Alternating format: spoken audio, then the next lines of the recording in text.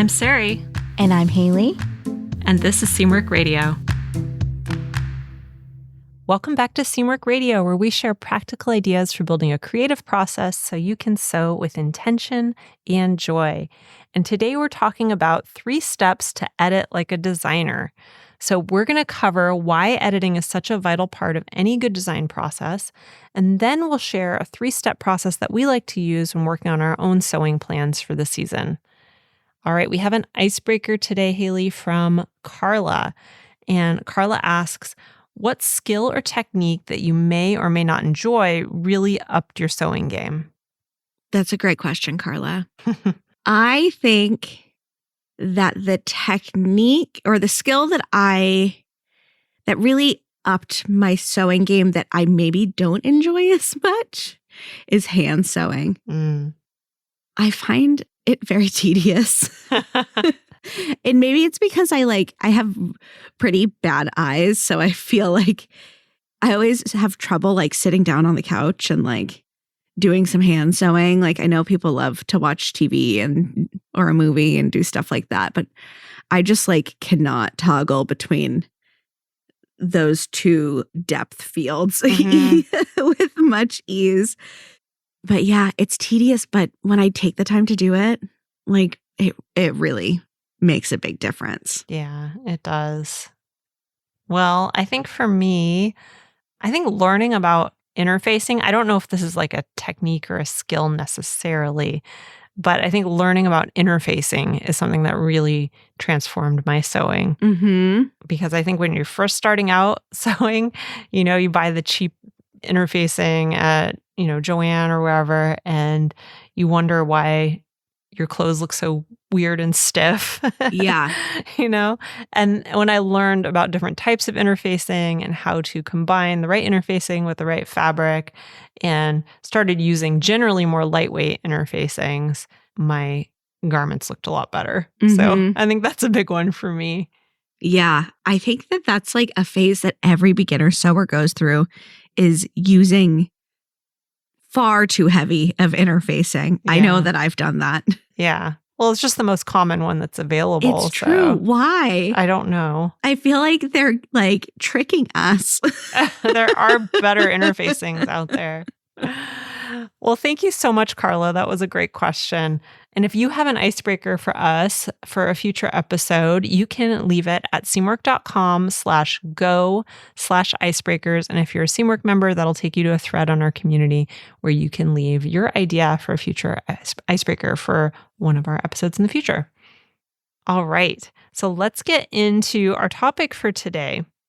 So during the spring season of Design Your Wardrobe, we aired an episode called Why Editing is the Secret to the Perfect Wardrobe. And that was episode number 180. And we got a great response to that. So now that we're in the summer season of Design Your Wardrobe, we wanted to follow up with even more editing tips. And these are really intended to help you think like a designer when you yourself are choosing what to sew. So I'm really excited to talk about this today and kind of add to that conversation. So this is all taken from our Design Your Wardrobe process, and it's one that we personally use when we are designing for ourselves. So Haley, in a nutshell, why is editing so vital for designing clothes? Well, I think that without editing, you're just getting unfiltered inspiration. I think, and for most people, that's not going to be incredibly wearable for their day-to-day life. Editing is the way that we bring perspective to our inspiration. And what is all of this for if not to enjoy the things that we make and use the things that we make? Yeah. I find that there's a lot of creativity in the editing process. I like to think of it as not taking away, but more of where the design challenge comes in. It's the fun puzzle part of it all. So I really embrace it as one of the more exciting parts of the process of cool, I have this amazing, cool concept and inspiration. how do I make it work in the context of my life? Mm-hmm. And I like embrace that as a fun design challenge. But it just like brings reality into the equation. Yeah. You can almost think of it as personalization. Yeah. Rather than totally editing. It's like, how do I take these general things that are appealing to me and really personalize them to me and to my life and what's important to me? Yeah, totally. Why do you find editing to be super vital? Well, I think the same reasons. I think it's really all about taking something that's might elicit some reaction in you. It might be something that you find beautiful, or it might be aspirational for you or represent a certain part of yourself that you want to project. And then taking that and really thinking about, how can I make this even more me? How can I make this really integrated into my life as well as, my visual sense of aesthetics? So I think that's really important. And I think going back to what you just said, it's also, for me, it's important that I actually get use out of the things that I create. Yeah. And so this process of editing really helps me to make sure that it's going to be something that's both beautiful and useful. I agree. I think there's lots of different approaches to the kind of the order of operations in which we pursue like inspiration and editing. But in the design your wardrobe process, we start with inspiration and then we move to setting up our design constraints. Why do you like to do it in that order? Why do you think that order is important? Well, I think, again, it kind of goes back to this idea of personalization, of taking something that appeals to you in some way and then personalizing it. But I think it's important to me to do that first step of looking at what generally appeals to me and what is out there in the world that elicits some kind of response from me before analyzing it too much. So it's almost like the emotional part of it comes first. And then I can get into the thinking through and really making sure that whatever I'm creating is actually something that's going to be practical. So for me, it's important to do the feeling before the thinking, because otherwise the thinking can interfere with the feeling, if that makes sense. I totally feel that. I think that it works for a lot of creative brains that doing the feeling part first really resonates with them, because I think that like giving yourself that opportunity to live in the fantasy before you get cerebral about it is like a really enriching creative exercise. And then it's not like you're not going to analyze it later on. You are going to bring it back to reality. And it's also, if you've done the work of defining your personal style, it's not like you're starting from zero. You are starting from somewhere. And if you need help with defining your personal style, you should definitely take the style workshop. Little shameless plug there. Plug. But I think that it's maybe a more inspiring, exciting place to start the design process. Yeah, and I think it also opens up possibilities for you. I think if you were to start with the practical considerations first, you might take an approach of, well, let's see what I already have in my closet. What would go with it? What colors do I already wear? What is going to be, practical for my life? And I think that's all really important stuff, but that might get you stuck in a rut of not considering anything outside of what you already know. Yeah. And I think if you start with the inspiration and the visuals first and really open it up into something a lot more creative and a lot more free-flowing first, then you might expose yourself to some new ideas and then find ways to incorporate them into your life. And I think that can bring some novelty and some newness and some freshness and some creativity into the process that might not already be there. So I think that's really important if that's something that matters to you. If this is really something, a creative outlet for you and a means of exploring your sense of identity and your self-expression, then I think it's very helpful for that reason. Yeah, I couldn't agree more. Okay, my final question is there a way to tell when you've edited enough? Well, for me personally, I try to think about how much I can reasonably create in whatever period of time I'm giving myself. So we run Design Your Wardrobe 4 times a year. So we do seasonal cycles, so spring, summer, fall, and winter. And in that time, I try to think about, well, how many garments am I reasonably going to sew? And usually it's somewhere between 3 and 6, somewhere in that range, depending on how much time I'm going to have. So that's how I know I've edited enough, when I can get it down to those few ideas. Yeah. Which is hard. It's very hard to do. But when it comes to coming up with the constraints, that can be a little bit harder, thinking about, do I have enough constraints, or, is there more I need to think about? That's a little bit more something that you have to kind of do intuitively, I think. Yeah, I agree with you. I think there's just like the brass tacks of like, how much can you actually realistically get done in the allotted time.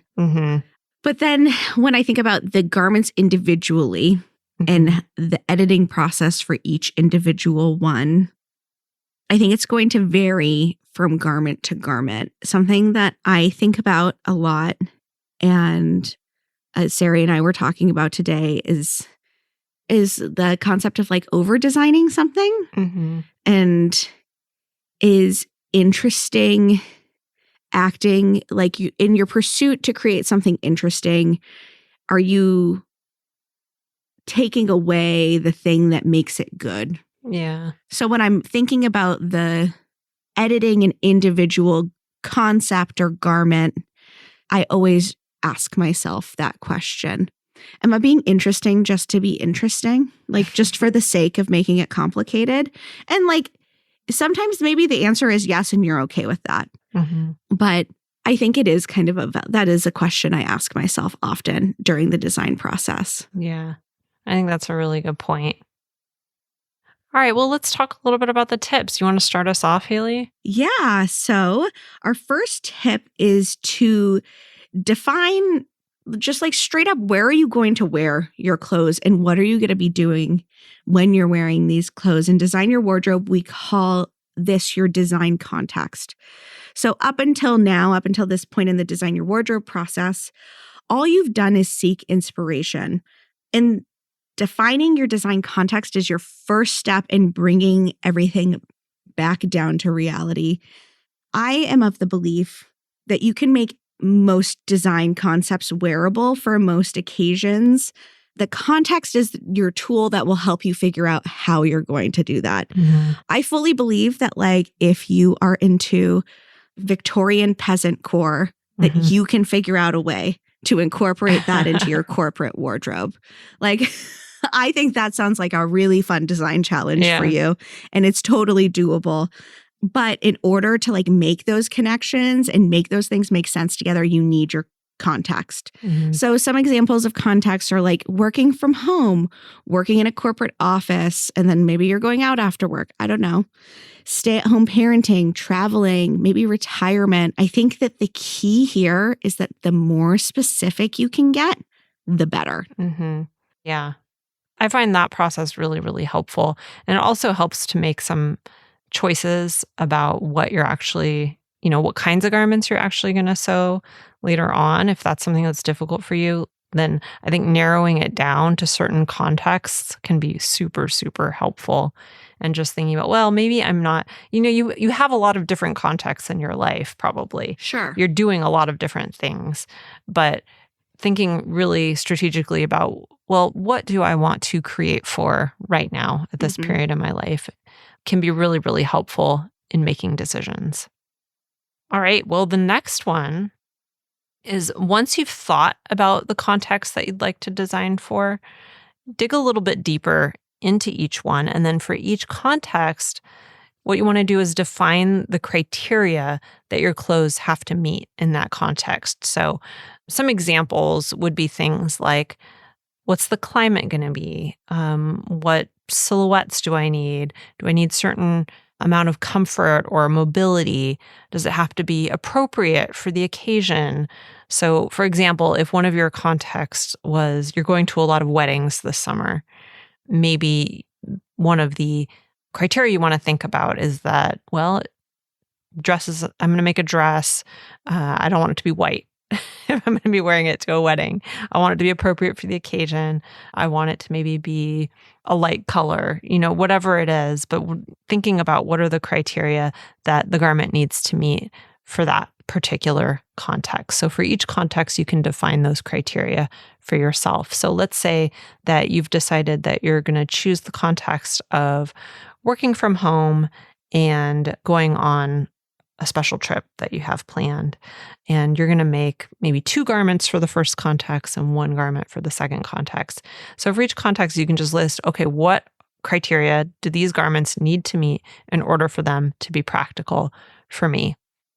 I think this is just like a super, super helpful process for really getting to the practicality of the things that you're going to make. And you shouldn't discount feelings or moods as a criteria either, as a criterion, I guess you would say.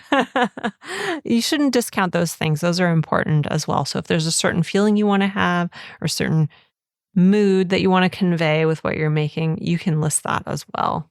Yeah, I like to start with the things that are very cut and dry choices. Like if I'm, designing for my summer wardrobe, the climate is it's pretty straightforward. I know what that's going to be. And then I like to make sure that I'm getting a little bit more specific too. So think about what are the things that are going to make it good for those occasions. So I think of working from home, what makes a good Zoom call outfit. Maybe it's something that has a little interest up near your face because that's all that people are seeing. And maybe that's something that is going to be knit from the waist down. I don't know. If you take your Zoom call sitting down like I do.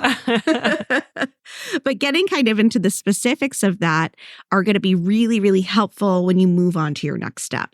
This is total tangent. I was on a Zoom call the other day with somebody meeting her for the first time, and she had a treadmill desk. I'd never met this person before, and she was walking the whole time. Was it loud? No, it wasn't at all. Well, that's good. But it's the first time that's ever happened to me. I don't know. I thought it was kind of cool. Yeah, I'm good for her. I know. She didn't mind. I would trip and fall. Yeah, I would. Fully. I mean, if I had a treadmill desk, if I was meeting for somebody for the first time, I'd probably be kind of self-conscious about it. But she wasn't, so that's cool. That's good for her. Yeah. All right. Well, moving on to our final tip is to take, you're going to take all of these constraints and you're going to start to conceptualize your garments and how to edit down. Or a tool that I like to use when I'm editing my individual garments is to build hypothetical outfits. I find that this is really, I can love a garment, the idea of it in theory. And once I start building a hypothetical outfit, sometimes my plans can totally fall apart. Yeah. And I mean, I'd really rather that happen before I start sewing, which is why I think this is such a great tool. In the design your wardrobe process, I believe we call this auditioning a garment. And so what I like to do is audition my garments in the context of A, other things maybe I plan on making, and B, the clothing that I already have in my own wardrobe. And then I like to ask myself a few questions about that.